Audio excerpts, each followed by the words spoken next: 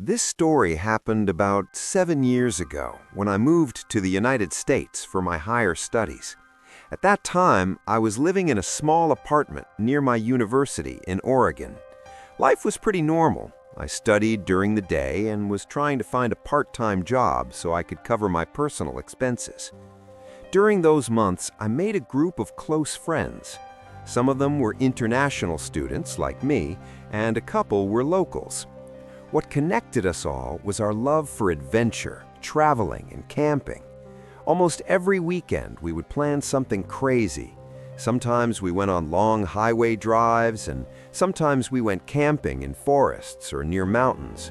We always tried to explore new places. Looking back now, there were a few strange little incidents during some of those trips, but at the time, we ignored them. One night, during the summer break after our semester ended, all of us were sitting in my apartment around 10:30 p.m. We were just talking and joking when someone suddenly said, "Why don't we try camping somewhere really creepy this time?" Another friend laughed and said, "Let's search the internet and find the most haunted place around here." At first, it sounded like a joke, but then we actually opened our phones and started searching. We found several places with strange rumors and scary stories connected to them.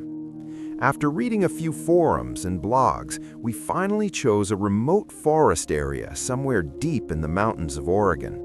According to what we read, locals warned people not to go there at night. Two of our friends told us that it might not be a good idea. They said sometimes places become famous for a reason. But the most adventurous guy in our group laughed and said, "Come on, ghosts aren't real. People just love making stories." 2 days later, the plan was finalized. Originally, there were 5 of us, but on the day of the trip, one of our friends suddenly got sick with a high fever and had to cancel. So in the end, 4 of us left for the trip. We packed tents, camping gear, food, and even barbecue supplies. One of my friends had an SUV, so we loaded everything into the car and started driving just before sunset. The drive was supposed to take around 2.5 hours. In the beginning, everything felt normal. Music was playing loudly in the car, we were laughing, telling stories, and enjoying the road. After about 50 minutes, we left the city behind. Now the highway was almost empty. Darkness slowly covered the road, and there were long stretches where we didn't see a single car. That's when something strange happened. On the side of the highway, we saw a girl walking alone. It was late at night, and the place was completely deserted. We were all surprised. But what caught my attention was something else. The way she was walking didn't look normal. Her movements were strange, almost unnatural. Still, I didn't say anything to the others. A few minutes later, the car suddenly started misfiring. Then, without warning, the engine completely shut off. We all looked at each other in confusion. The car was practically new. Our friend opened the hood to check the engine, and thick smoke started coming out. The engine had overheated badly. The place around us was completely silent. No houses, no lights, no people, just a dark highway surrounded by bushes and forest. We decided to wait until the engine cooled down. While waiting, I started walking slowly along the side of the road. Suddenly, my foot hit something lying on the ground. It was too dark to see what it was. Without thinking, I kicked it away into the bushes. After about 20 minutes, we tried starting the car again, but it still didn't start. So we tried pushing the car while the driver turned the key. After several attempts, the engine finally started. Just as I sat in the passenger seat, I glanced at the side mirror, and for a second, my heart almost stopped. Far behind us, near the spot where the car had broken down, I thought I saw the same girl standing there. I immediately leaned out of the window and looked back, but there was no one there.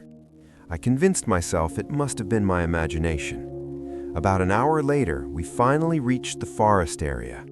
The forest wasn't extremely dense, but something about it felt wrong. The silence there was heavier than normal silence.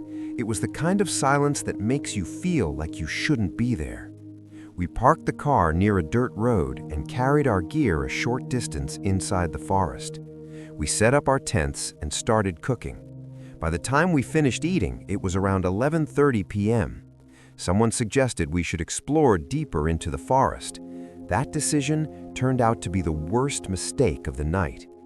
We grabbed our flashlights and started walking together. After a few minutes, I felt something strange. It sounded like footsteps behind us. I stopped and asked my friends if they heard it too. They said no. Then suddenly my friends shouted, "Run! Something is standing behind you!" They were just trying to scare me, but in that moment, I couldn't move. My legs felt like they were stuck to the ground. It honestly felt like someone was holding my feet from below. My heart was racing so fast I could barely breathe. My friends realized I wasn't joking and they quickly pulled me away. We rushed back to the camp. To distract ourselves, we started playing Truth or Dare. One of my friends chose Dare. The challenge was simple. He had to walk alone into the forest and stay there for 10 minutes. He laughed and accepted the challenge, but only 5 minutes later, we heard a horrifying scream coming from the forest. All three of us ran toward the sound. After searching for a while, we found him unconscious on the ground. And the worst part was, he was almost 4 kilometers away from the camp. That distance made no sense. There was no way someone could reach that far in 5 minutes in a dark forest. When he finally woke up nearly an hour later, he told us something terrifying. He said while walking in the forest, he heard someone singing softly somewhere nearby. The voice sounded strange, but it pulled him toward it. He followed the sound until he reached a tree. The singing suddenly stopped. When he shined his flashlight there, nobody was there. Then something hit him violently on his back. After that, he remembered nothing. When we lifted his shirt to check his back, there was a huge burned handprint on his skin. At that moment, we realized something was seriously wrong. Just then, we started hearing bones crunching outside the camp. We had thrown leftover meat bones nearby after dinner.